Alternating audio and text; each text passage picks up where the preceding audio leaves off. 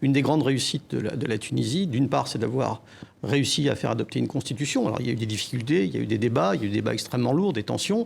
Il y a eu, pendant ce débat, à cette époque-là, des attentats terroristes, mais des opposants assassinés. Mais il y a quand même eu l'adoption d'une constitution. Et surtout, pour moi, la grande différence avec l'Égypte voisine, c'est qu'il y a eu une alternance. C'était en 2014, les électeurs ont pu dire, au bout de 3 ans de pouvoir d'un gouvernement dans lequel Narda, c'est-à-dire la branche des frères musulmans, était majoritaire, ont pu dire non, on veut changer.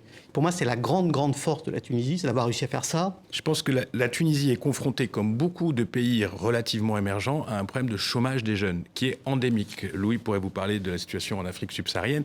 C'est-à-dire, on est assis sur des cocottes minutes sociales dans tous ces pays, parce qu'en fait, l'émergence, le progrès, la croissance profitent à une espèce d'élite qui était relativement installée déjà et qui continue à s'enrichir. Et par contre, on a un poids démographique, puisqu'on a oublié aussi qu'on a vécu des immenses baby-booms dans ces pays.